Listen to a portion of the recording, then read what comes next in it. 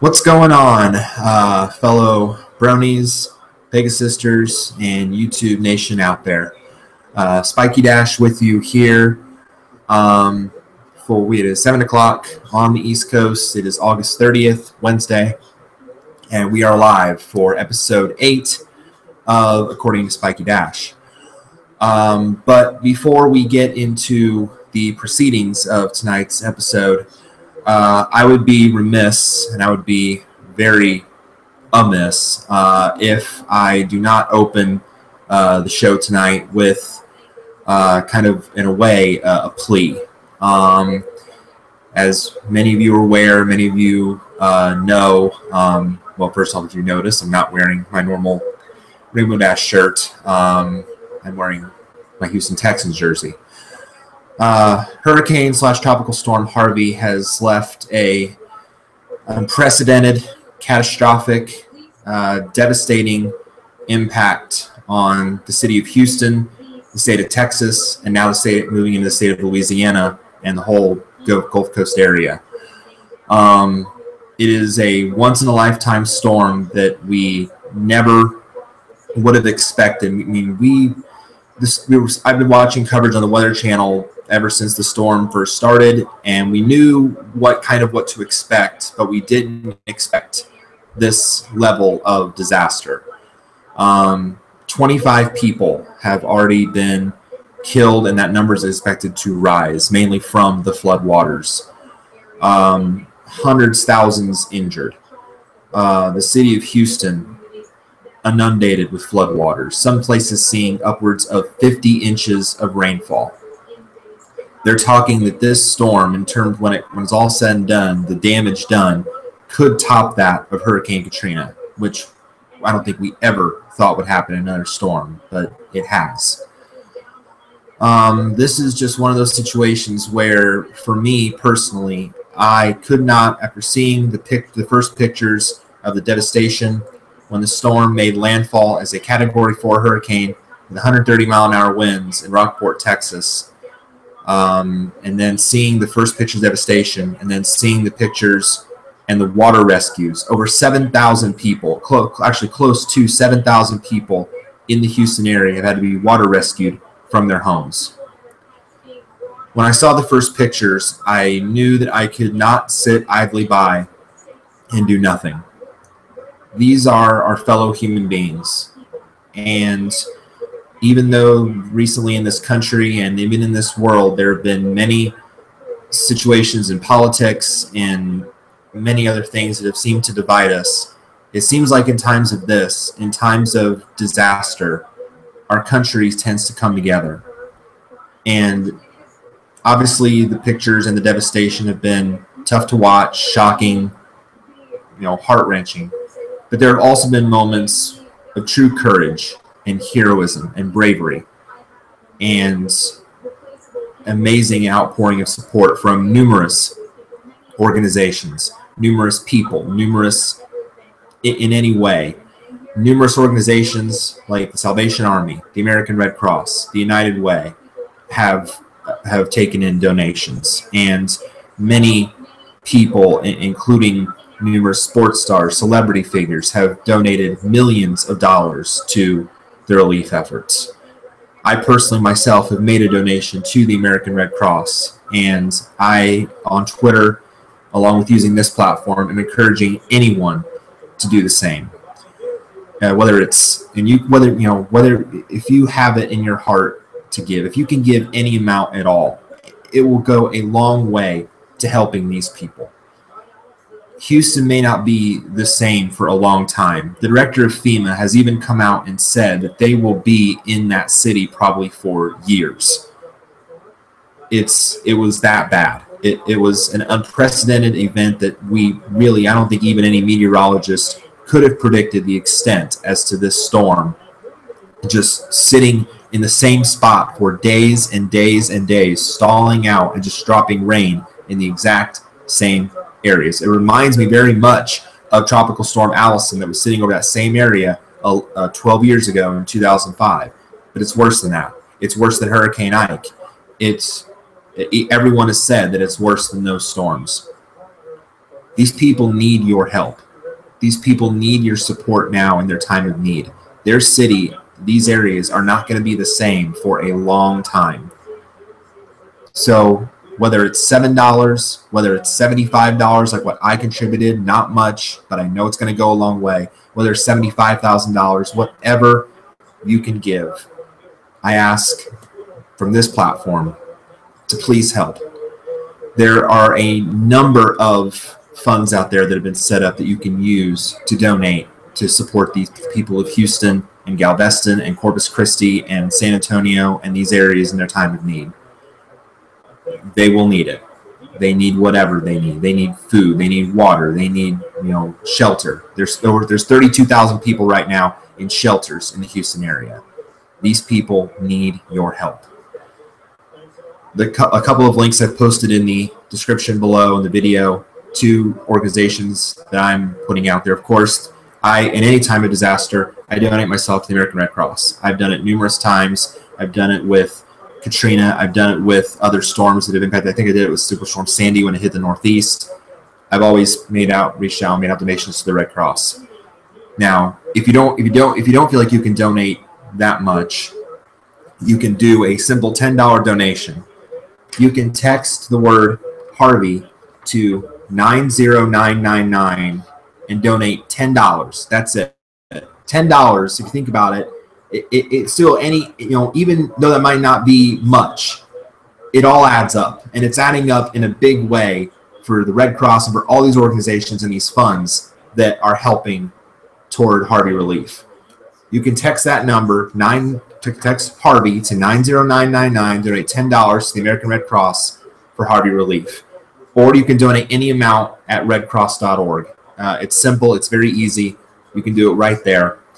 Or another fund that I've seen take off on social media that is absolutely huge is J.J. Watt, through his foundation, from the Houston Texans, set up a fund on youcaring.com, and the number has risen by the day, even by the hour. He set a goal at first of like $250,000.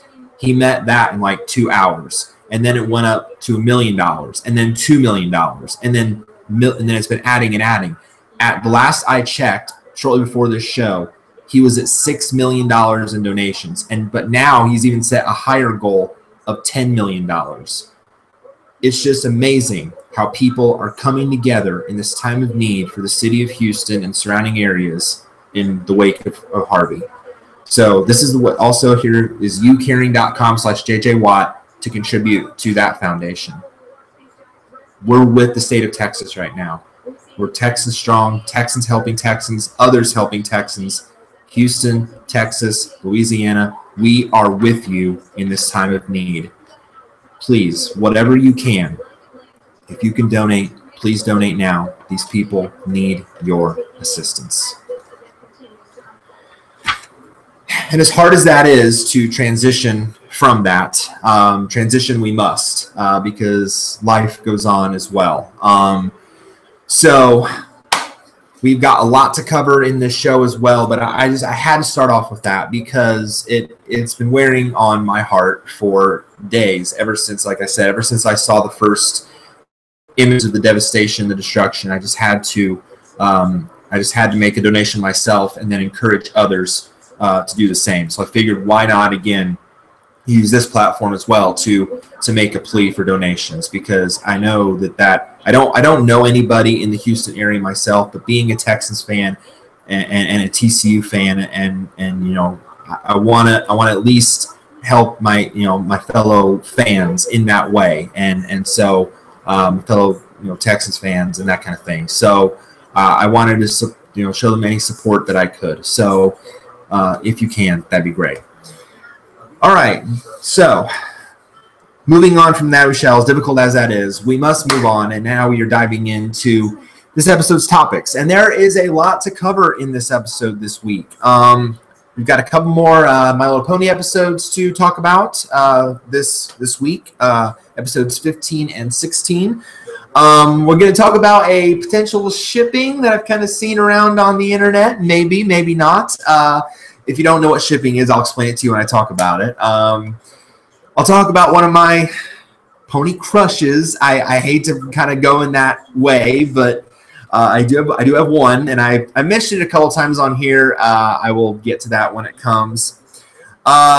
I'll talk about a scary night that I had. In fact, last week, I'll talk about a scary situation that I had last week. I'll talk about the solar eclipse that happened on the 21st, which was very, very cool as well. And let's see, what else have I got here? Oh, yeah.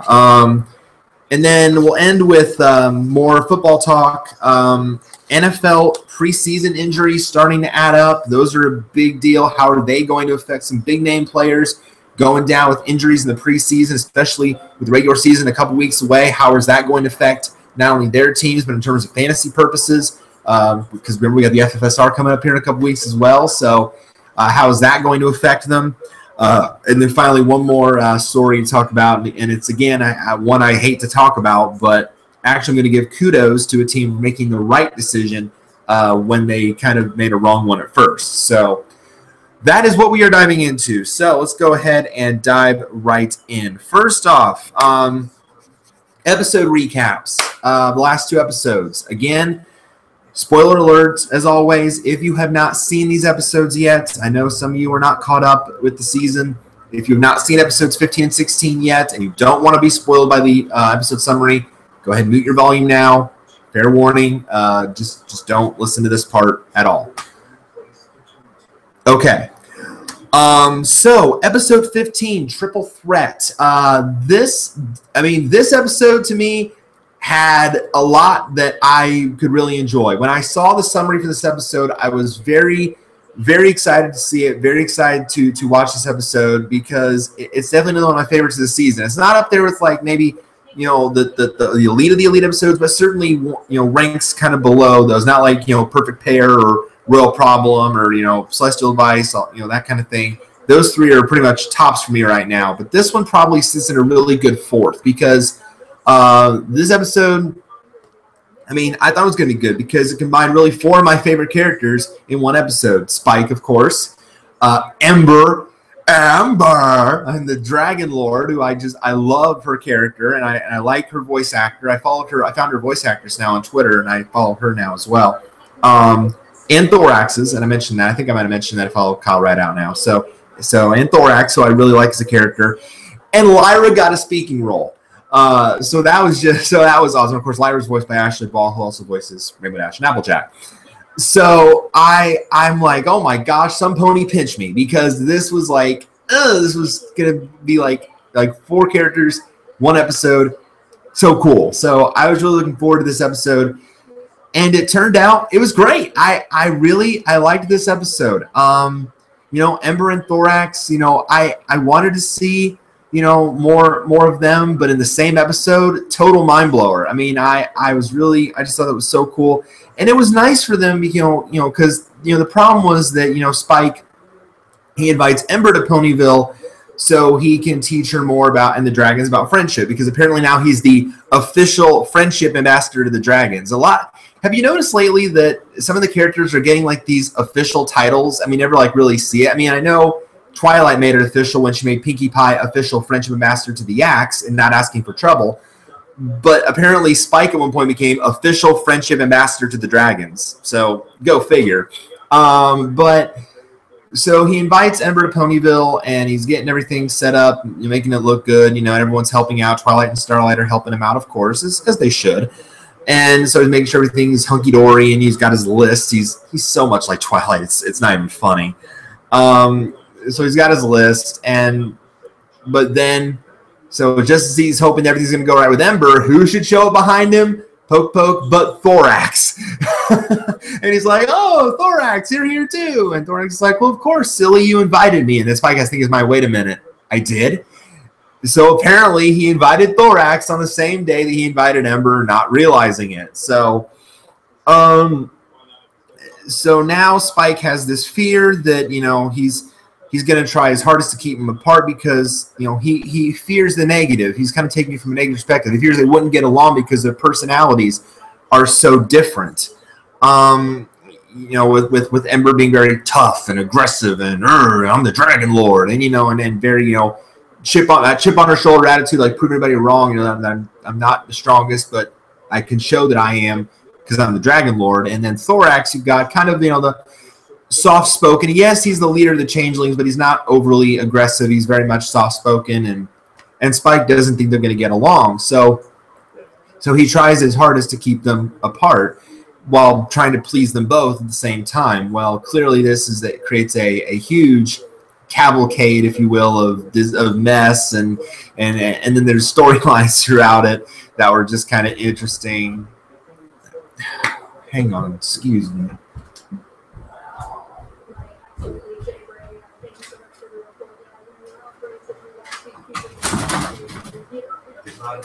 Yeah.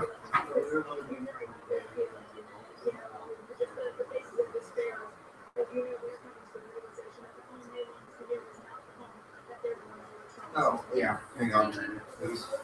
You don't mind? You have keys. I have a key. Yeah, I have a key. I have a key to get you in. Yeah.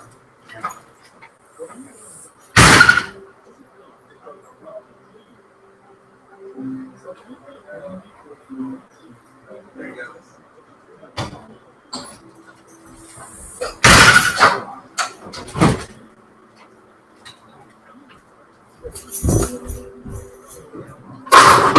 Oh. Sorry about that, everybody. Live video. Had to help my tenant out next door.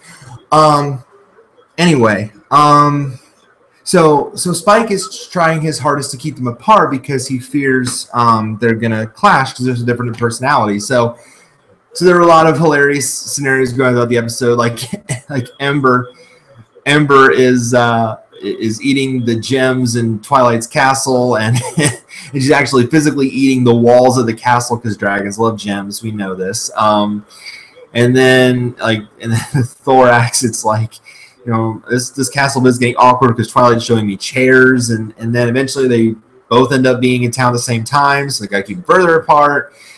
It was just a big old mess.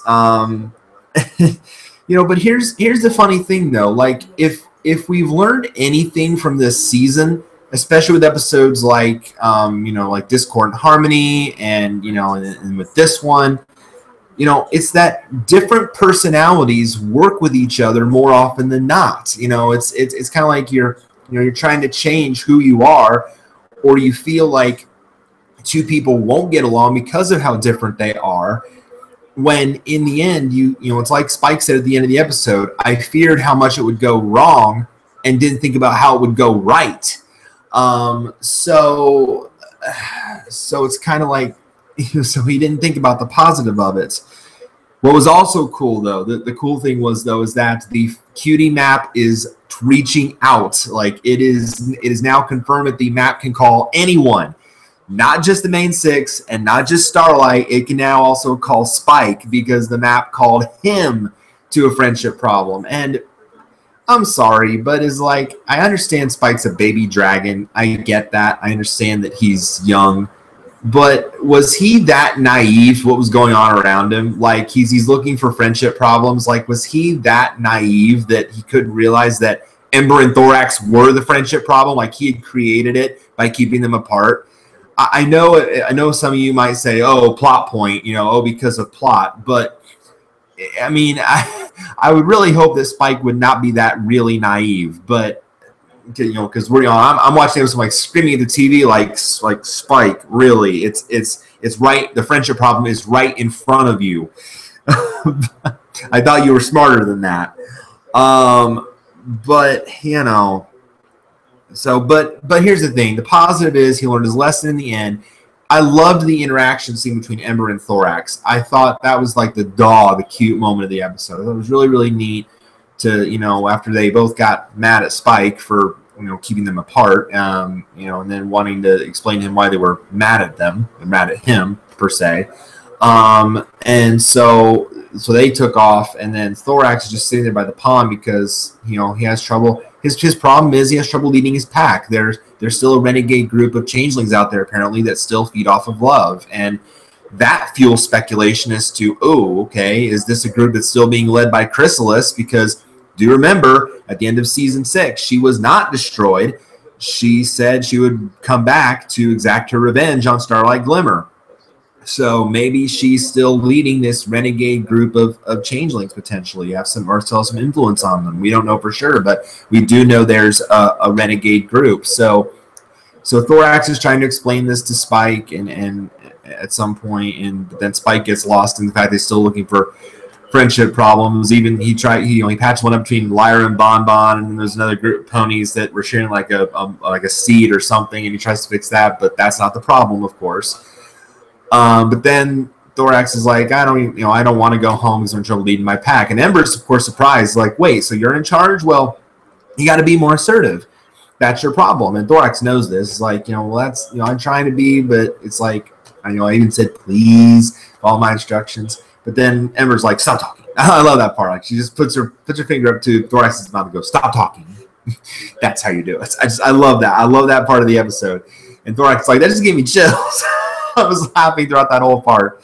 Gosh, sorry, my eye is killing me. I don't know if it's just emotion or what. But anyway, and so that's good advice from Ember. And then Thorax finds out, why do you think you're so bad at friendship, Ember? And of course, Ember not really wanting to be emotional about it, didn't really want to talk about that. But Thorax is like, you got to share your feelings. You got to explain how you're feeling.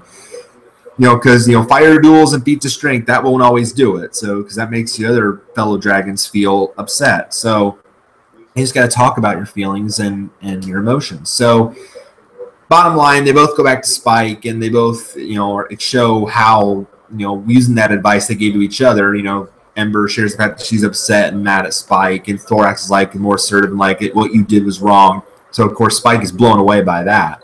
So, he does learn his lesson that they can relate to each other. They should have told him about each other right away. So in the end, great episode all around. Great job by everybody involved in that episode. And Josh Hamilton even wrote this episode as well, as he also wrote Parental Guidance earlier in the season. So Josh Hamilton, good job on you for writing 2 very good episodes so far. Oh, I forgot to mention Parental Guidance. That's up there too in my top 5. So yeah, I would say right now, this is definitely in my top 5. Perfect Pair, Parental Guidance, Royal Problem, or Celestial Advice, and then this one. I would say those right now are my top 5 episodes of this season. For many different reasons, of course, but I think that this one definitely, to me, was very, very good. And of course, Lyra got a speaking role, and that's just a cherry on top for me, and I'll mention that later. But that was just awesome. And then the following episode 16, Campfire Tales. So we kind of got a sequel here, even though 4 seasons later, we kind of got a sequel to Sleepless in Ponyville, where we had the camping episode there back in season 3. So kind of a sequel to that. Again, kind of the sisterhood, the big sister, little sister thing between the two. So this is with Rarity, Applejack, Rainbow Dash, and all the CMCs. So very, very cool that they all get to spend time together. And it's just so cute now how much closer Rainbow Dash and Scootaloo are becoming, especially kind of that sisterly bond. Rainbow Dash even says at one point, because Scootaloo still says, I still have kind of a fear. There's a dark cave back there. I'm still kind of scared. Dash is like, don't worry, you've got a big sister now. And it's like, aw, you gotta love that. I love how their bond, their relationship has grown over the course ever since season 3, when Rainbow Dash agreed to take Scootaloo under her wing. I just loved how that relationship, that bond between them has really, really grown. So, and especially we saw it in Parental Guidance at the end of the episode, where Scootaloo gave a report and Rainbow Dash and her parents came through the window and cheered her on. So that it's just so awesome to see that, and they're just so cute together. But their fun time, their soon-to-be fun camping trip gets ruined because the invasion of the Flighters. It's so when I heard the name, when I heard what they were, Flighters, I'm thinking this is some kind of like straight out of the Wuzzles, because I don't know if you guys remember the Wuzzles, cartoon show back in the 80s, where they combined 2 of the same animal and put it into one thing. Well, that made me think of Wuzzles because of fly and a spider. a fly that can shoot spider webs, flighters. Get it? It's two of one thing. Yeah,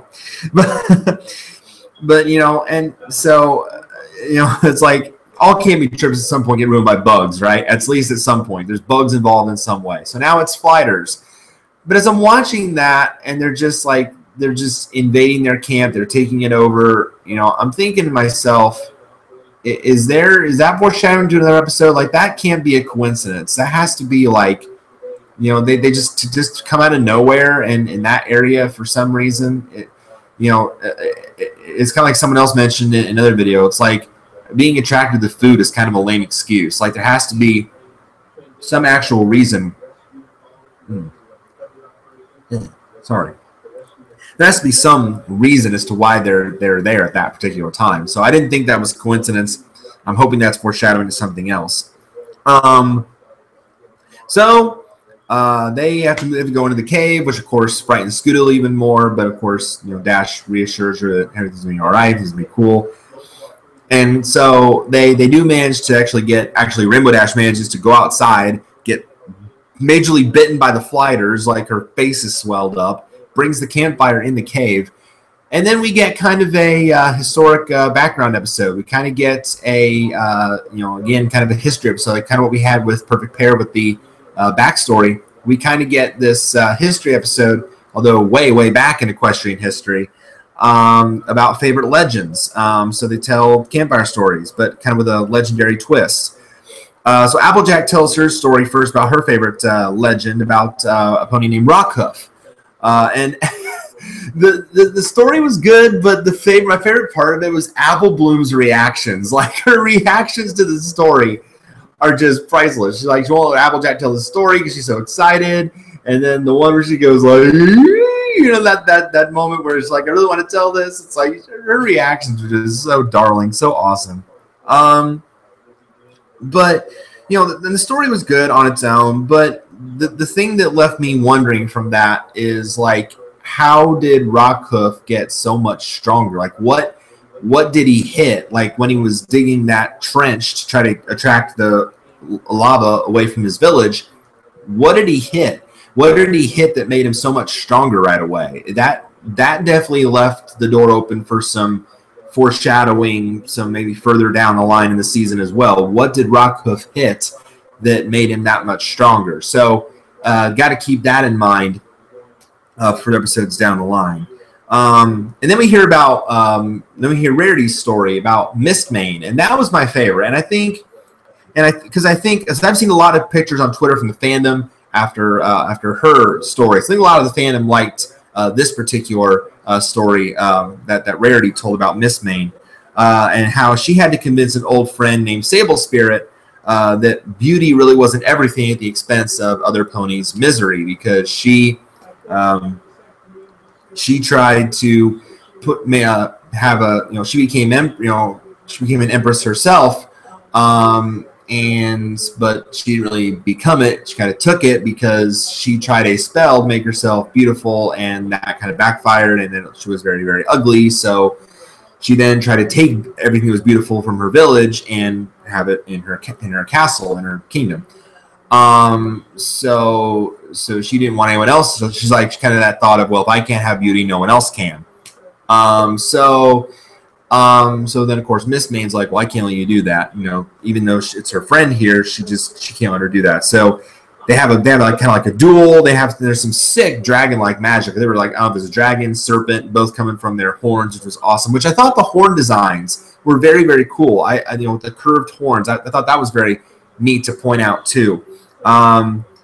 But Mistmane, even after defeating her in battle, she realized, I got to make things right. I got to, not only restore my village, but I got to restore my friend. And she realized beauty wasn't everything. So she gave up her own beauty, her own kind of life force in a way, to restore everything, including her friend's beauty as well. So, and then Sable Spirit's like, wow, that's pretty generous. Kind of what Rarity's element generosity. So yeah, that was neat to see, and very, very cool there. So, and then Sable Spirit kind of became a better leader because of that.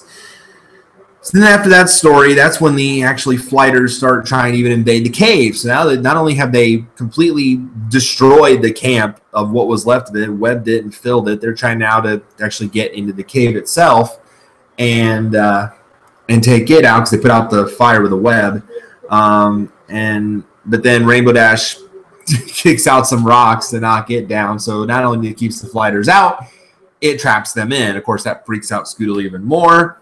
That adds to their panic. But then Rainbow Dash tells us her story. And I thought hers was okay. Again, not great, but it was kind of cool. Tells us about Flash Magnus. And you can kind of understand why Rainbow Dash is a big fan of this pony, because very, very much like her, the similarities are almost uncanny. Flash Magnus was part of the Royal Legion. I at first thought said Royal Guard, Royal Legion. I got them too mixed up at first, but I rewatched it, and it's like, oh, it's the Royal Legion. So Royal Legion, and Flash Magnus took on the dragons. I think they were like invading their village, their area, and then a couple of their comrades got captured. So Flash Magnus, being as loyal as he is, element of loyalty, hello, decides, hey, we got to go and rescue our comrades. And of course, the leader, Commander Ironhead, is like, that's very bold of you, and I appreciate the loyalty, but against the dragons for one pony, that's impossible. But he's like, maybe I can distract him, and then you guys come in and step in. Well, then the commander gives him a fireproof shield that's been passed down for generations upon generations, and that was really cool. And so he rescues his comrades.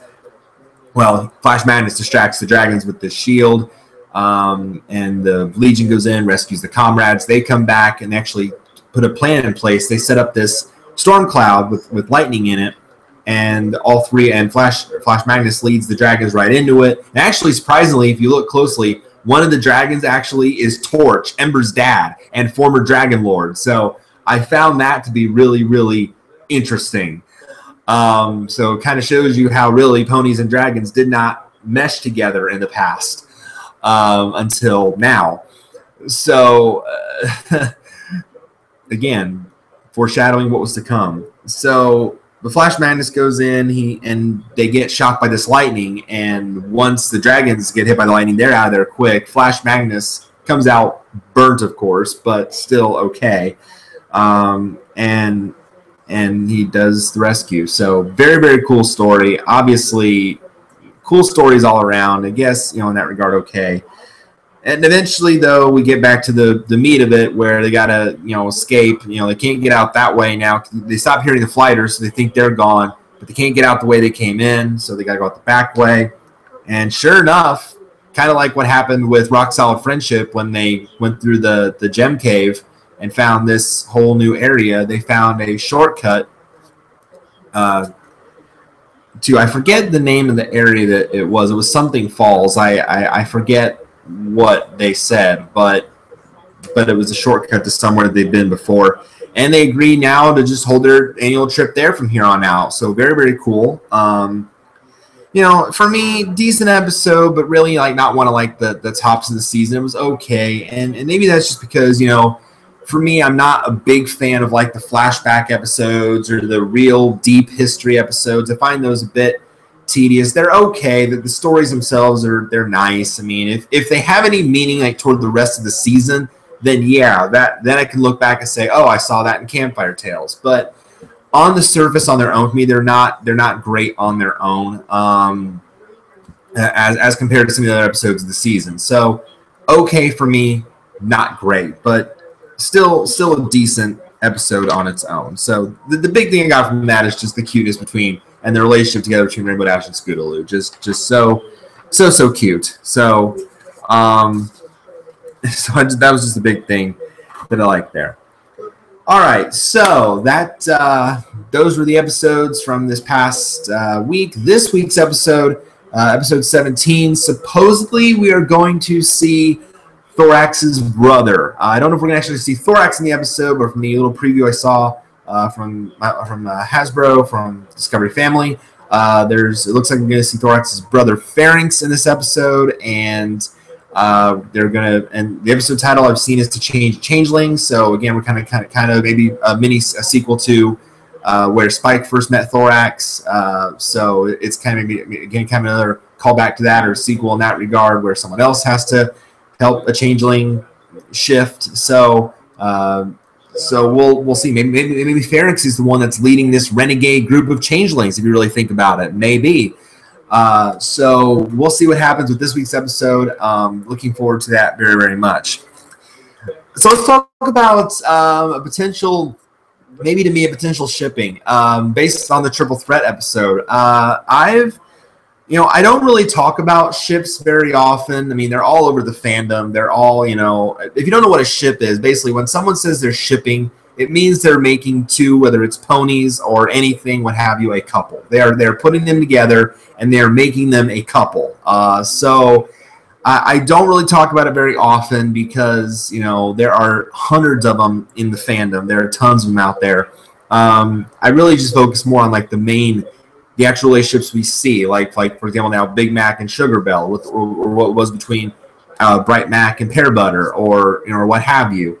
The actual genuine relationships. But you can say there's others, or at least the sisterly bonds like Rainbow Dash and Scootaloo, or the tight friendship between Lyra and Bon Bon. Though some have taken that a step further and said that they're a thing in that regard. They're shipped as well, but I don't talk about it very often because it's odd to do, because it's mainly the show is, even though there is a big adult fandom, this show is mainly made for kids, so they don't want to go too in-depth in that. But you know what? There's a big thing about whether Ember and Thorax should now be shipped. And I quickly understood, though, why those two would kind of get each other, even if Spike didn't, because they're both in leadership roles. They're both heads of their groups, Ember being the Dragon Lord, leader of the dragons, and Thorax being the leader of the Changeling Pack. So they're kind of now, as soon as that episode aired, there have been pictures all over my Twitter, some on DeviantArt, that have popped up with these two together. And I really can't say I'm surprised. The show, though, is really making both of these characters very, very likable and very relatable, which is why I never thought even think about seeing them in the same episode, but that's why this show continues to surprise us so much. So I just thought that was the coolest thing. So I've seen a few pictures of these two popping up, but really not as many as what Spike has been Spike has been lumped with, because Spike has been lumped up with tons of characters. Spike and Ember, Spike and Rarity, of course, with his crush there. Even Spike and Thorax getting shipped together. So it's definitely been, with Spike, there's been a lot of interesting ships. I would love to see more episodes either featuring one of these characters or even both in the future. I think both these characters on their own are great. I think they're again, their voice actors do a great job. I love their character development. I love the fact that Ember's wanting to be better with friendship and making more friends in Ponyville, at least attempting to. I love the fact that Thorax is trying to be a better leader. He wants to be a better leader of the Changelings ever since he took on that role. So I love the development of these characters, how the show is doing it, and I really do want to see more from each of them. And of course, we get to see Thorax's brother this week. Will we see him in that same episode? Hard to say, but I really like that. So to answer the question, the shipping's kind of already out there. I don't really know what level it is, but certainly for me, I wouldn't mind it. I'd ship it. I mean, I really wouldn't. Because I think that moment that they had at the little pond there, I thought that was cute. I thought that was sweet. I thought that was genuine. I thought it was really nice to see those two interact together in that moment when Spike didn't want to really take on that job of doing it himself. It kind of led to that moment where the two had to meet each other and really just talk about their problems and why they were struggling in being leaders, or in Thorax's case or in Ember's case, why she was so bad at friendship. So in that moment, one really could help the other in that moment, and that's why they could relate to each other so much. So I think it could potentially be something like that. I'm sure maybe we'll see more pictures of them in the future popping up. I don't know. I hope so. Maybe there'll be YouTube video tributes. I don't know. I'm dreaming at this point, but it'd be nice to see. So I really want to see more from those two characters in the future because they're definitely two of my favorite characters, of course, outside of Spike and Rainbow Dash. So, but then I got to talk about one other one. And this one has been, and I don't know why. I mean, don't get me wrong. I love the main six. Love them, especially Rainbow Dash. Duh. Love Spike. Like Ember. I like Thorax. I like those characters. But from the start, when I got hooked on this show, when I became part of the fandom, when I became a full-time brony, when I was really into it, there's actually been a pony in the background that I've kind of been, in my own way, crushing on from the start.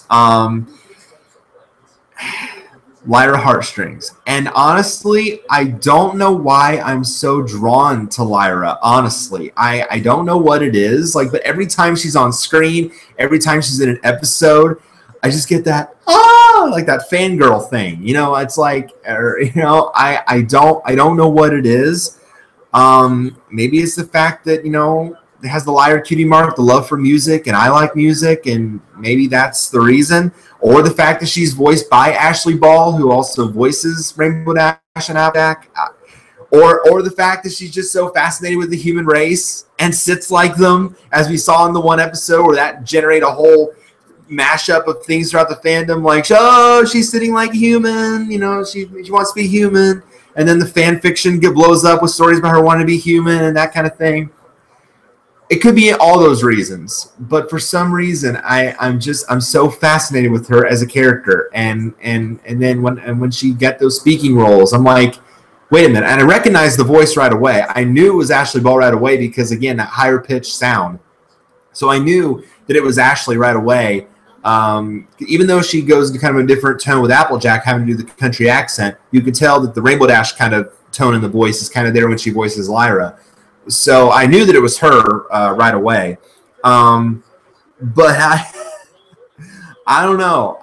There's just something about Lyra that draws me to her, and I like her. I'm pretty sure in this, if you guys know that I got my OC plus through Budsies. If I ever go through them again, and by the way, I want to, again, about that video, I want to thank you all for viewing that video. That video's views has gone up and up and up in number ever since I posted it. So I see it all the time, and the views keep going up for it. So thank you for liking that and viewing the unboxing video, because that was a very cool moment for me. But yeah, if I ever go through Budsies again, Lyra will probably be the next plush that I get, because plushes of her being a background pony are so hard to find. Like, I've searched eBay, I have searched other sites, I've searched Toys R Us, and that's got like the knockoff one with the kind of the stringy mane. No, I don't want that. That looks nothing like Lyra. I want a good solid plush, and it's very, very hard to find unless you can pay out the butt for a big commission from someone else. Then it's really, or unless you again have a lot of money, say, for a good Budsies plush, that's really the best one you're going to find. Or if even if Build-A-Bear had one, but I don't think Build-A-Bear has one of Lyra yet. So very hard to find. But if I ever do get another one, I think I'm definitely going to have to get one of Lyra.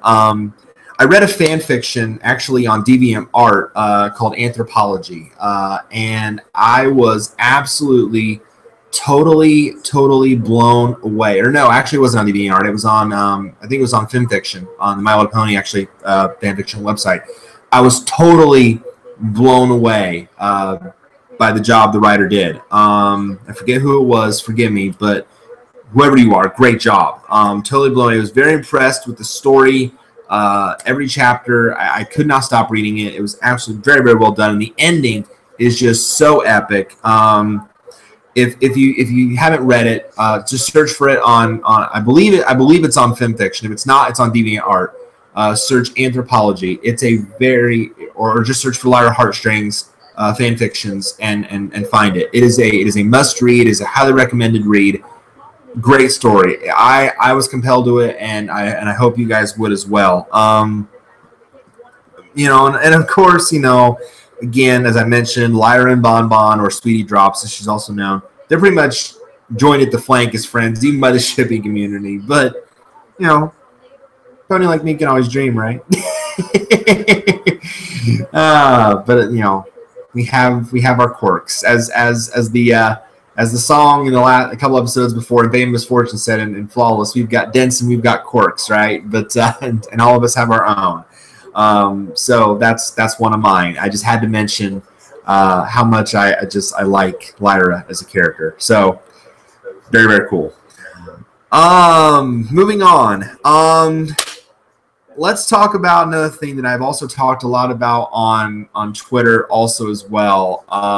Is that this summer has been a pretty rough one, at least here in Indiana, in terms of thunderstorms. And I will admit, as I've admitted on here before, I've definitely mentioned on Twitter, I am petrified. I get anxiety of thunderstorms. I don't know what. I don't know. Again, I don't know why. I don't know if it's just been ingrained in me since childhood. I remember when I was younger, I slept through or went through it was a very bad windstorm or a tornado, one of the two. But I remember it like it was yesterday, and it just stuck in my mind. And ever since then, I just had a natural fear of storms in general, lightning, thunder, anything like that. Ironic because I'm a fan of the Tampa Bay Lightning.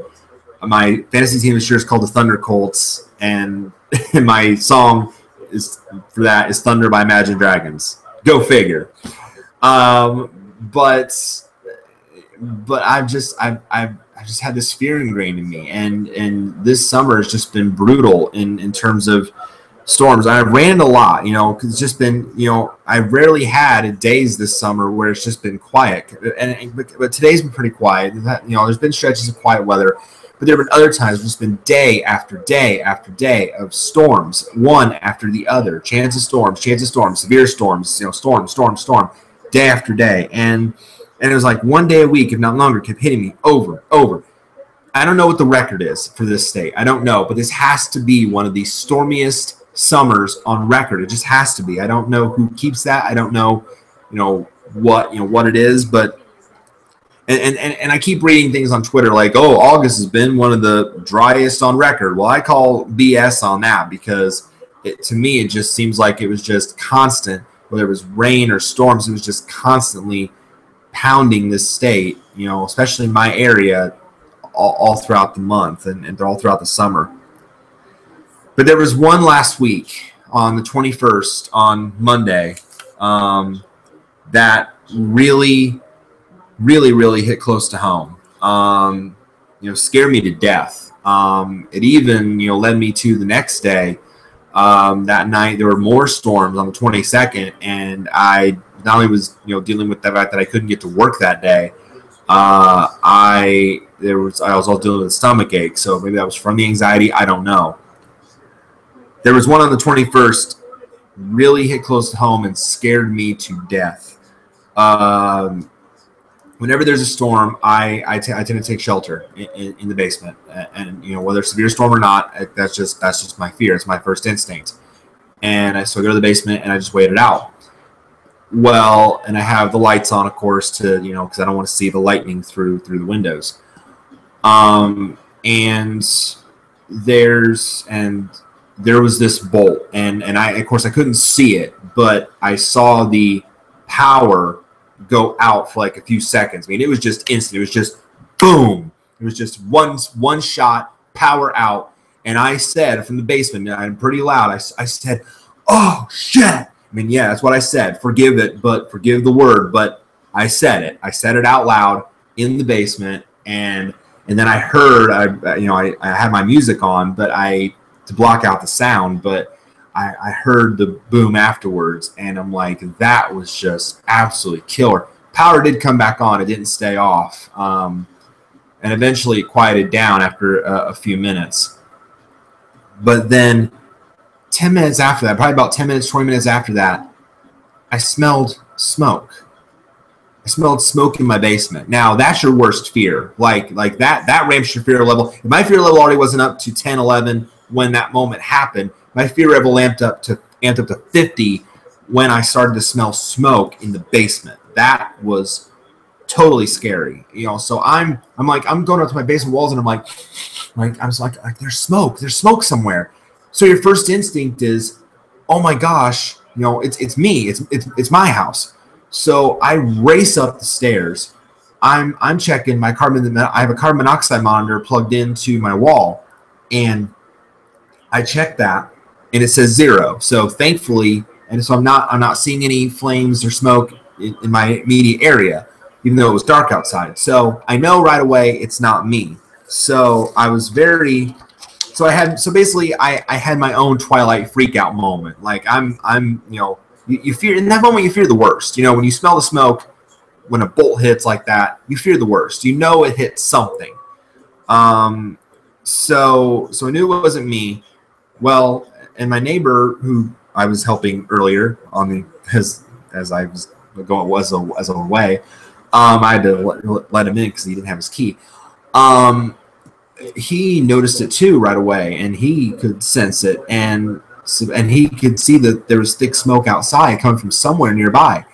Well, as it turned out, there was the bolt hit like one street away from me on 12th and Broadway, and it's just like, wow. And thankfully, though, it hits a house that had already been condemned, like no one was in it. So thank God there was no one in it, no lives were lost, nothing in that sense. But still, being one street away, my mom, bless her heart, my mom says, "Oh, I think you need to see a shrink for your anxiety issues," or "Oh, you don't need to worry about lightning. It rarely happens." Well, that's a prime example of it.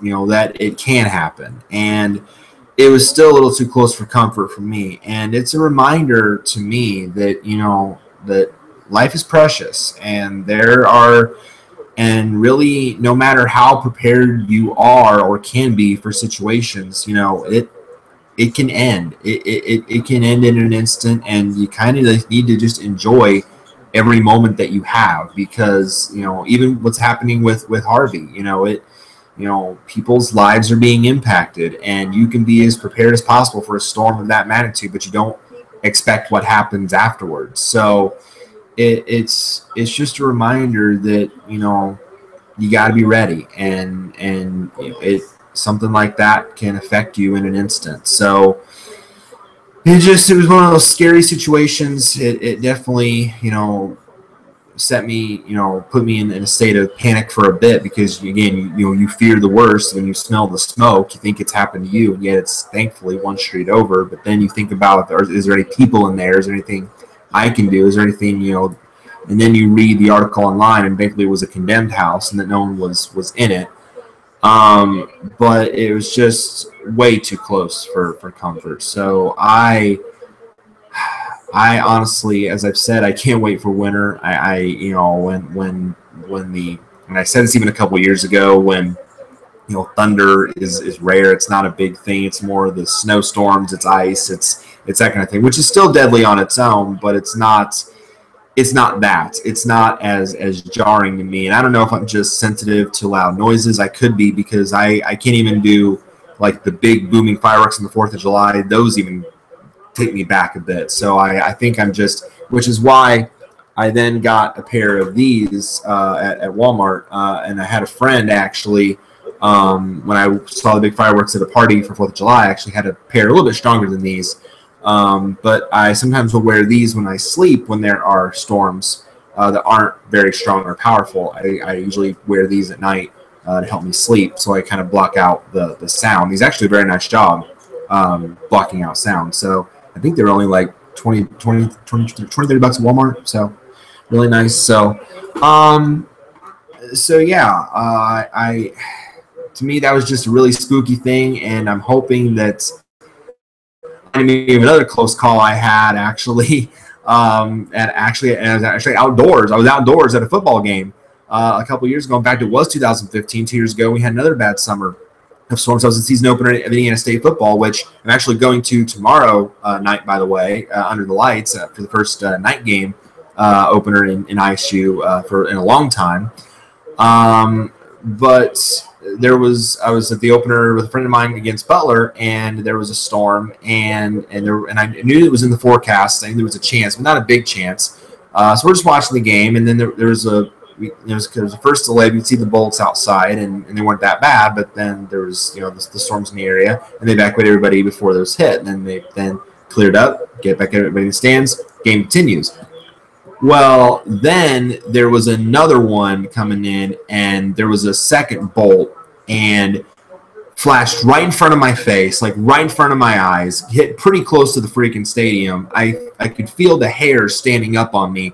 You hear the big boom, the crack, the boom, and you're like, okay, too close. And then they, of course they say the game is delayed due to lightning. I'm thinking, so thanks, Captain Obvious. So he got out again, and then eventually didn't have any more interruptions the rest of the game, thankfully. But scary stuff when you are put right in nature's way, and you're at her mercy, and really there's nothing you can do about it. It's pretty heady stuff. But again, really all you can do is just buckle down, hunker down, go through it, get through the best you can, and then move on. So as difficult as that may be, and for me for these close calls, it was like making sure my heart was still beating afterwards.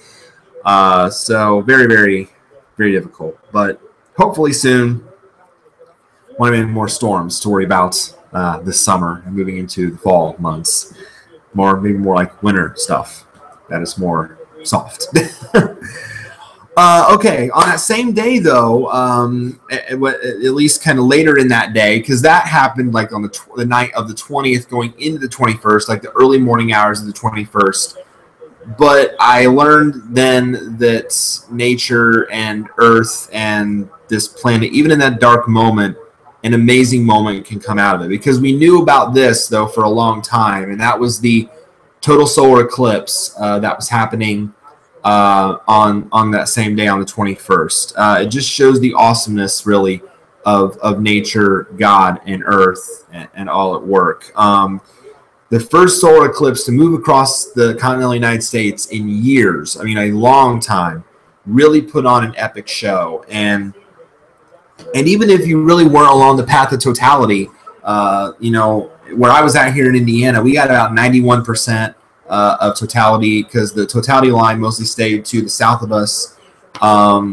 You could still see it, but as long as you wore the proper safety glasses, as long as you wore some kind of eye protection that was certified, that was actually legit, then you were okay. I didn't get a chance to get those in time for this year, unfortunately, but I did decide this year to I watched coverage on the Weather Channel all day long, and that was very, very cool. They did that. They had coverage all day of it. There was a show that totality was over Oregon, where it first came, and then over Jackson Hole, Wyoming. It came over Carbondale, Illinois, the Southern Illinois campus. It was over Clemson, South Carolina later, over Kentucky.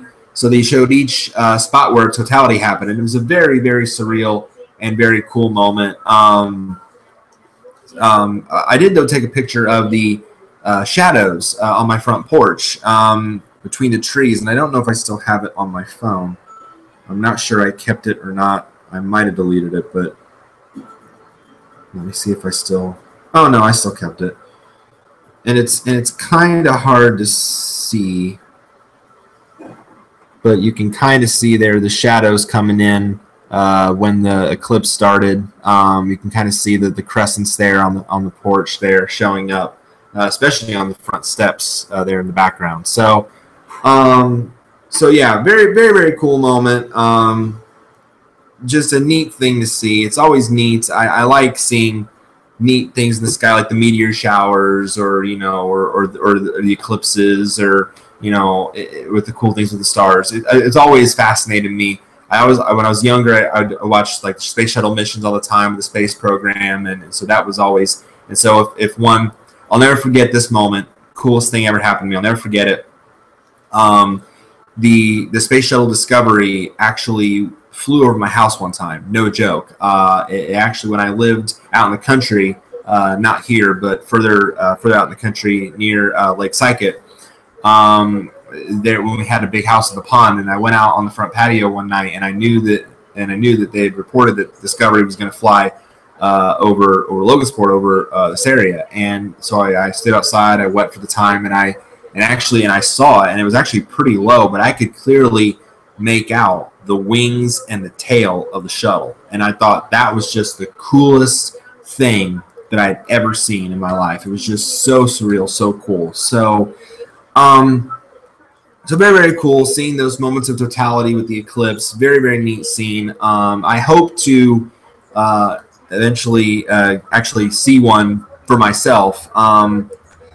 There were some great reactions from the reporters there. The Weather Channel reporters and the meteorologists do a great, great job of reporting. They've done a great job all weekend covering Harvey, even in the midst of all that's going on there. But they did a great job with the eclipse as well. Stephanie Abrams in Oregon got very, very emotional. She was just so taken in by the moment. She got so emotional. She was crying. She said it was emotional, and I don't know why it is, but it's just so surreal. There were tears and cheers and hugs, and just a great moment. So she was very emotional in that.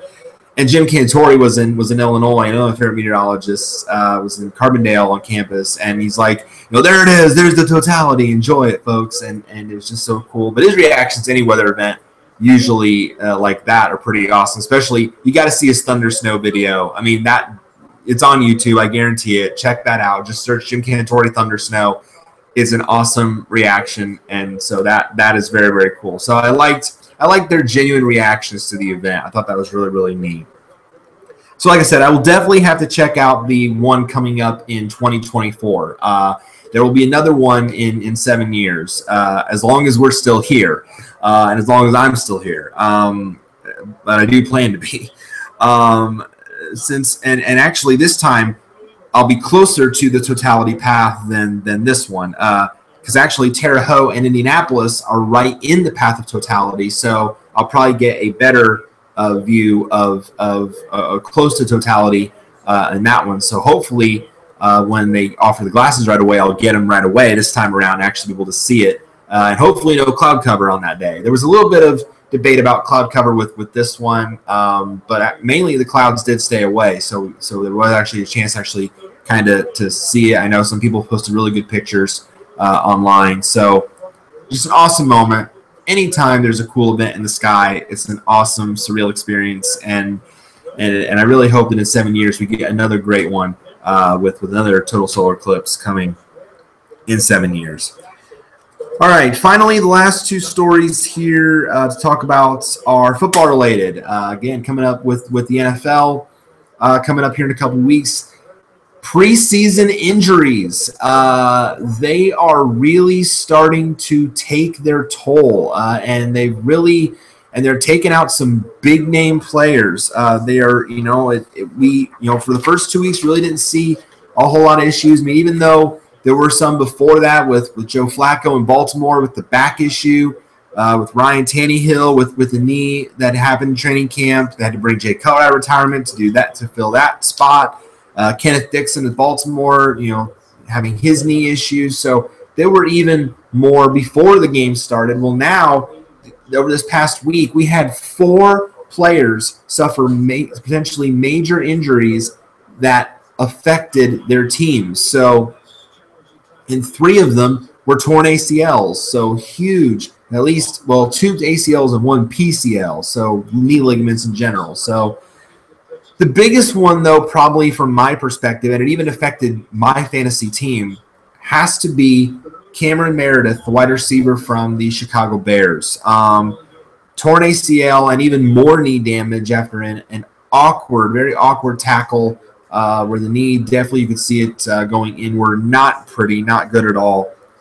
He was going to be the #1 receiver in Chicago because the options really behind him are not that great. Now, the oft-injured Kevin White, who has missed multiple games due to injury, now has to step up and kind of take on that #1 role because everyone else behind him is kind of a mix of meh. I mean, it's really not that great. I know they brought in Kendall Wright and Marcus Wheaton, these kind of, former who were thought to be studs with Tennessee and Pittsburgh, respectively, but really never panned out. Well, now Chicago has to have somebody step up in Meredith's absence. I'm sure they're hoping that it's going to be Kevin White that steps up, but whoever is at quarterback, whether it be Mike Glennon or Mitch Trubisky, is not going to have much of a cast to throw to. So Chicago's really going to have to really mainly rely on Jordan Howard and the run game this season to get anything going. It's going to be really tough for Chicago's offense this year because of that injury.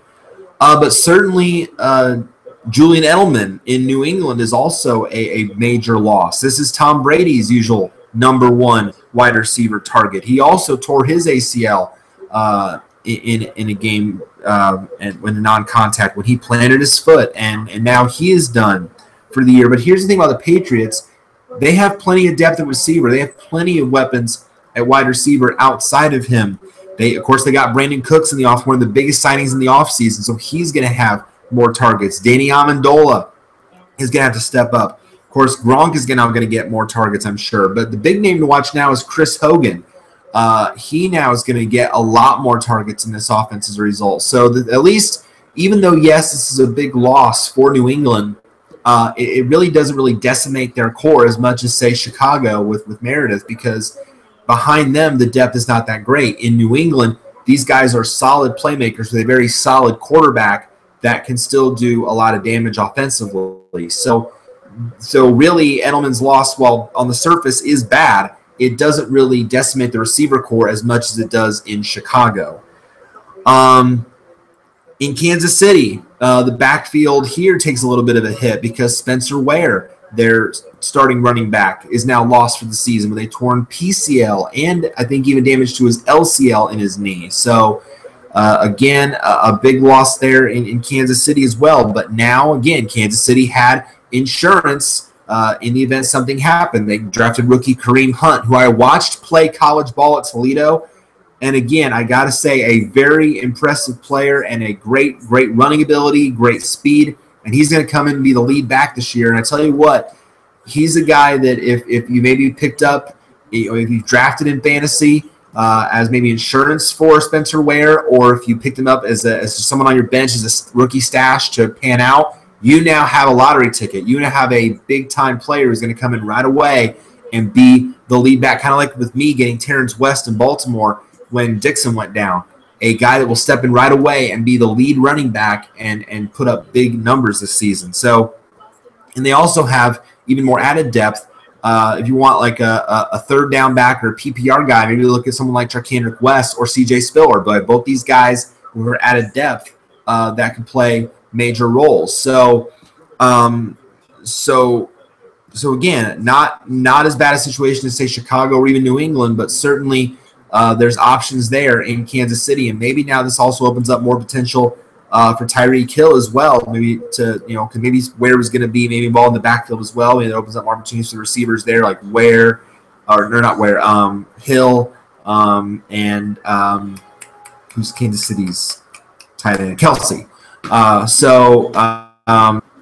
More opportunities for those guys in Kansas City's offense. So, and also Tyrod Taylor in Buffalo suffered a concussion in the game against Baltimore. His status is unknown moving forward. I've not read on what his status is moving forward, but hopefully he won't be in the concussion protocol very long, because I don't even know who the backup now is in Buffalo behind Tyrod Taylor. They let E.J. Manuel go. He's now, I think, in Seattle or some other team. So it's like, now who do you have to back up Tyrod Taylor? So hopefully he's not in the concussion protocol very long, because he really makes that offense go with his running ability. Even though they have the running backs there with LaShawn McCoy and Jonathan Williams, the new backup there in Buffalo. They really need that ability because, again, now with Buffalo, they don't have a whole lot of playmakers at receiver now because they let Sammy Watkins go to the Rams. They got Jordan Matthews, but he has a sternum issue, so how long he's going to be out, we don't know. And then after that, there's really no one else to pick up the slack. So they really need his ability for Buffalo to have any success this season.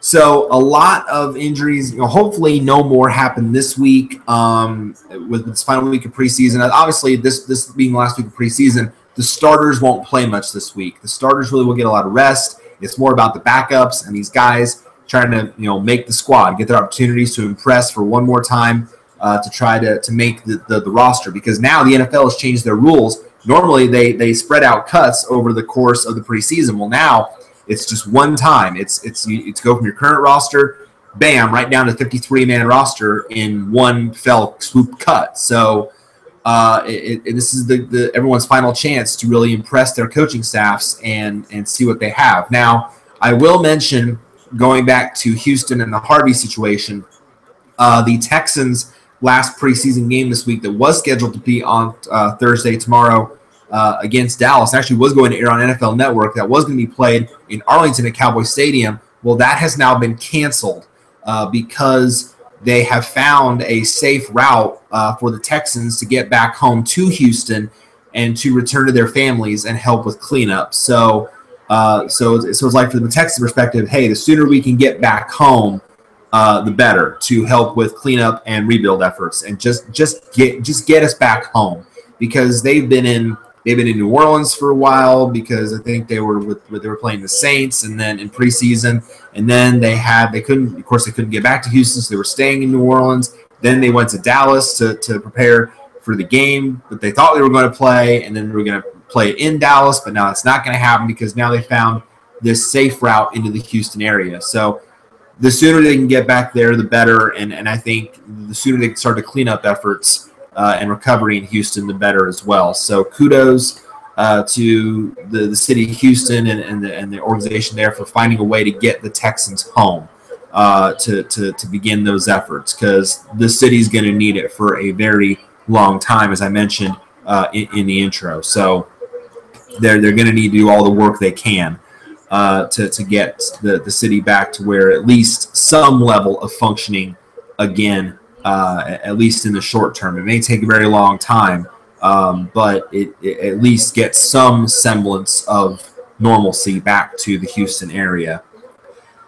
All right, one more story to talk about, and again, it pains me to kind of end on this story, but once again, we have to talk about, in a way, Baylor, in a way, but I have to give kudos to a CFL franchise, the Hamilton Tiger Cats, because they did the right thing and they pulled the plug and did not decide to hire former Baylor coach Art Briles. Good. Allow me here to channel my inner Keith Olbermann here. I know this is normally the mob guy, but I'm going to channel my inner Keith Olbermann.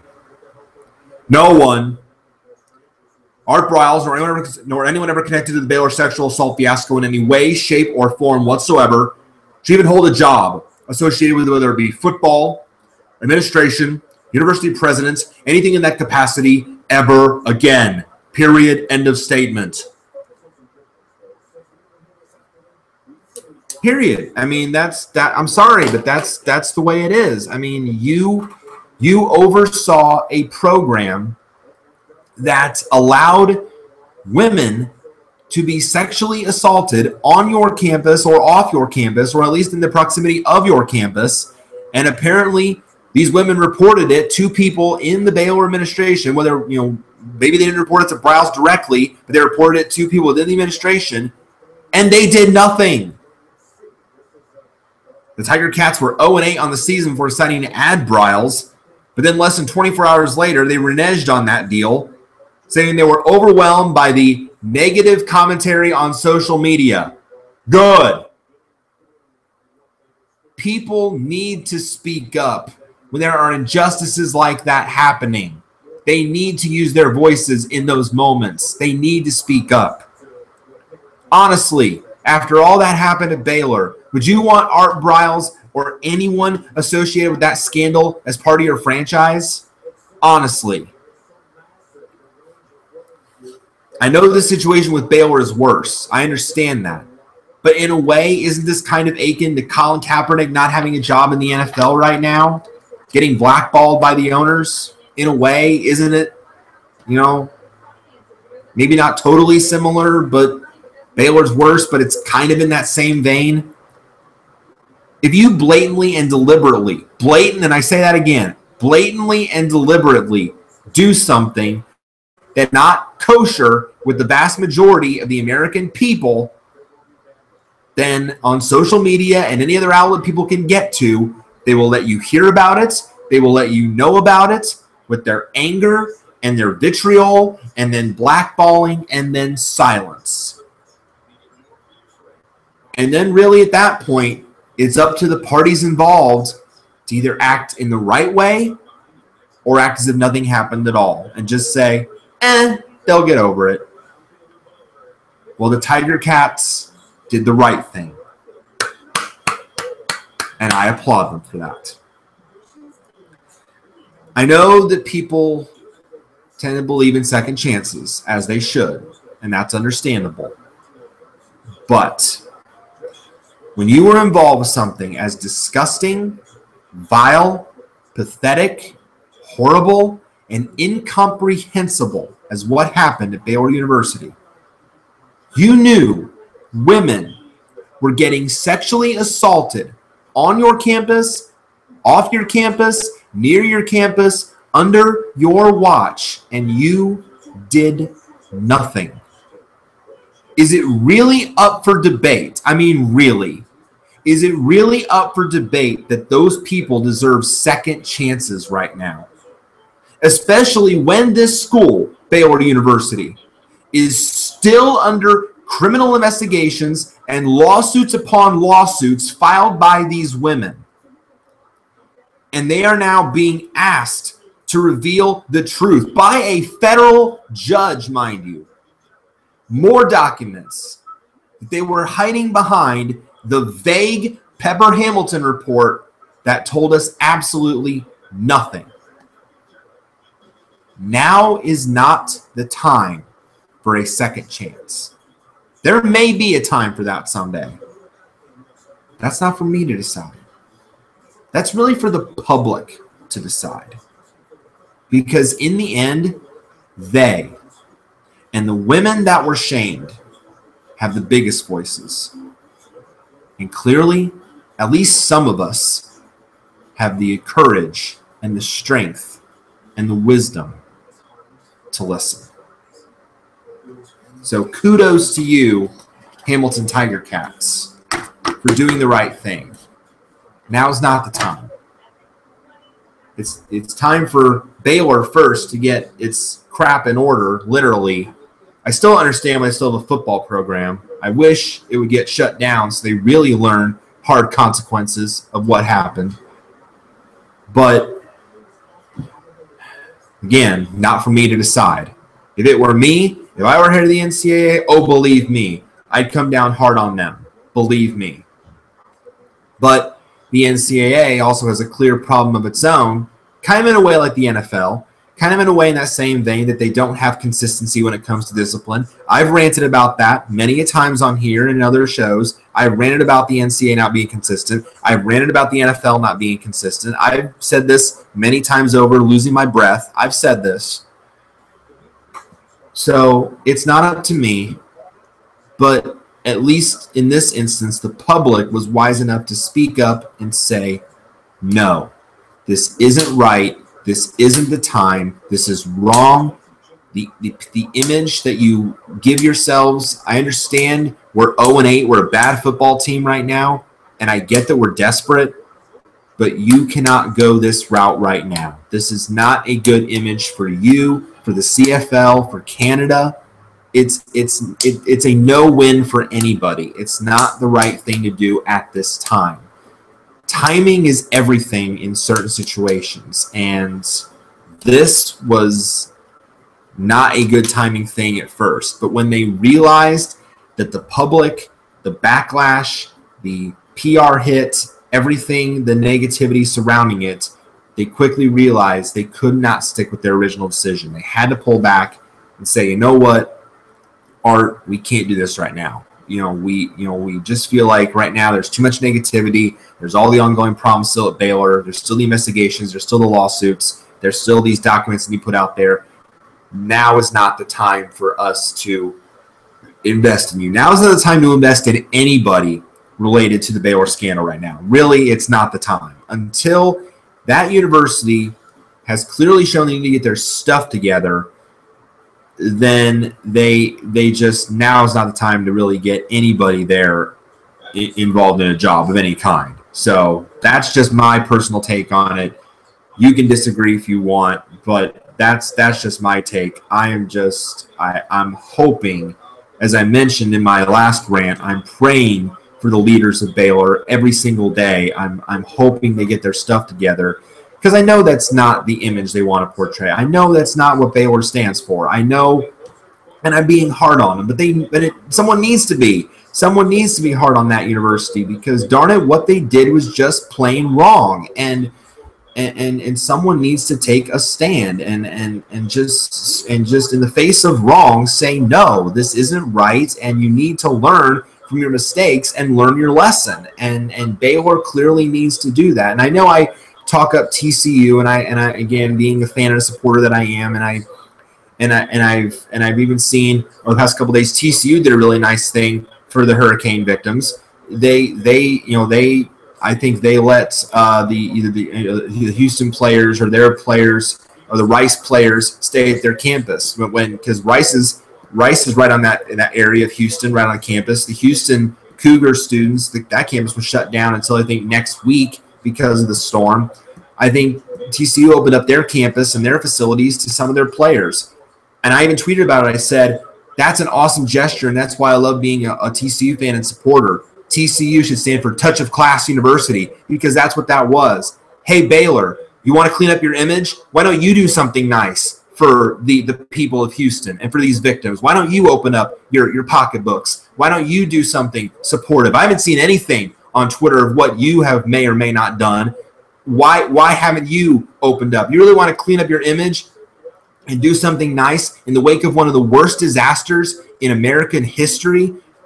Open up the pocketbooks. Open up your facilities. Open, if you guys aren't affected in any way, open up to the people of Houston. Open up, give donations. Give whatever you can. There have been, again, and I mentioned this, there have been even schools, tons of basketball programs that have sent equipment and stuff over to the University of Houston basketball team to use in what has happened, which is awesome. I commend all those universities that have done that. Even some of my other favorite schools have done that, like UC Irvine has done it. I think Carolina's done it. I think other schools. That's awesome. I love seeing that support. But why don't you do something, Baylor? Where's your giving moment? What have you done to assist with the city of Houston? That would be a great step forward for you if you really want to clean up this image of you being that bad from the sexual assault stuff. If you really want to clean up your image and have a fresh start, this would be a great first step to do it in, to help the people affected by hurricane/tropical storm, now tropical depression, Harvey. This would be a great first step to do it. I know that might take time, just like it's going to take time for Houston to rebuild. It may take a long time for you to rebuild your image and get right in the public's perception of you. And I get that, because you screwed up. You screwed up big time. But this would be a great first step. I want to see something positive from Baylor for these people. I really do. I hope that has happened. If it hasn't happened already, I want to see something happen. So, and if it does, I'll give glowing praise to Baylor. I'll talk them up. Awesome. I'll say thank you for that support. That's awesome, because I want to see you guys turn it around. I don't want to keep bashing on you and dissing you and for all the negative that went on there. I know this is a bad situation, but darn it, I want to see you guys rise up out of it. I don't like trashing universities. I don't like being negative in any way. I understand Baylor is a big rival to TCU in football and basketball and any other sport. I get that. It's a rivalry. but darn it, this is more. This is more about a rival. This is more than that. It's you know, it's about the lives that are affected. What you did, number one, which was wrong, but then number two, you know, maybe not fully making it right, but at least changing people's perspective of you, changing people's image of you, taking a first step and saying, let's do something nice for the people of Houston, for the people of our state that are affected by this storm. Let's do something nice for them. That would be an awesome first step to redemption. What Baylor needs right now is redemption, and I'm really continuing to hope that that happens. And of course, I will continue to hope that the city of Houston and those areas and the surrounding areas in Louisiana will have the strength and the guidance and the perseverance in the coming days to get through what Harvey did. I really hope they do. They're going to emerge stronger than ever. Texans are resilient. Texans are strong. Texans are tough people. And over the course of the past few days, seeing the water rescues, seeing people just doing anything they can to want to help these people affected, it warms my heart. It really does. And I've seen numerous acts, whether on the Weather Channel, whether on via Twitter, on social media. I've seen awesome moments of just people helping each other out, the awesome donations, the outpouring of support. Again, I just find that really, really awesome. So thank you guys for watching the show.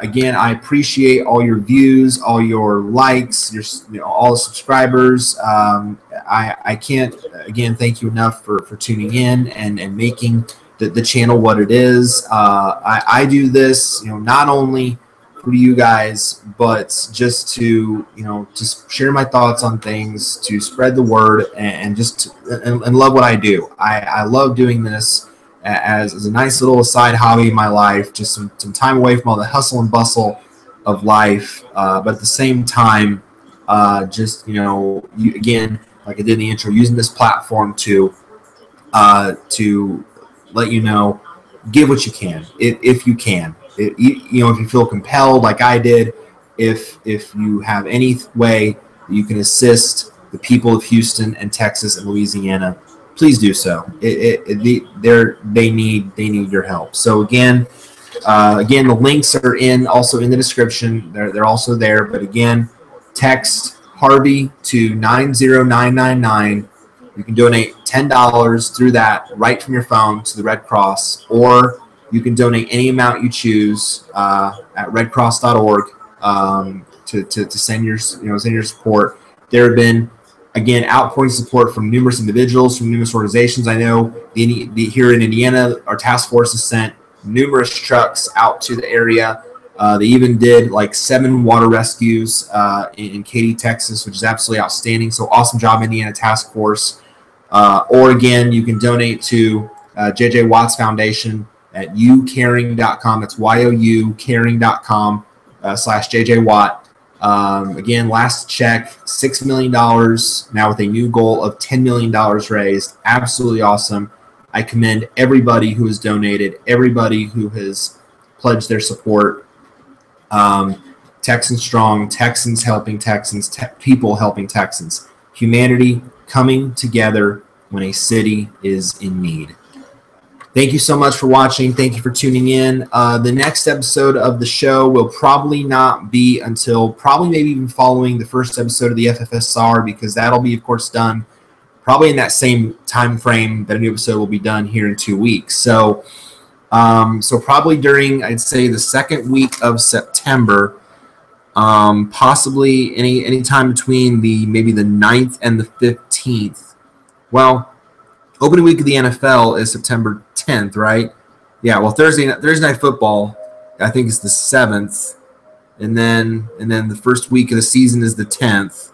So we'll probably do the first episode of FFSR some point around maybe Labor Day or the 5th. So stay tuned for that. I'll post on Twitter, and I'll always post on here when the first episode of the Stock Report is going to be. But then we'll probably do then we'll do the second episode. We'll do the week 2 preview of Stock Report. That second week of September, and then also during that week we will do episode 9 of ATSD. So again, I do want to continue this show even during football season. I know that might be hard to do, but I want to keep this up. I want to continue this show because I enjoy doing it. So thank you guys again so much always for your support. Please, if you can, donate to Harvey Relief, and we will see you very, very soon for the Fantasy Football Stock Reports, and in a couple weeks, episode 9 of According to Spiky Dash. Thank you guys so much. God bless you. God bless the city of Houston. God bless those in Texas and Louisiana. We are thinking about you. We are praying for you. And stay strong in this very, very tough time. Good night, and God bless.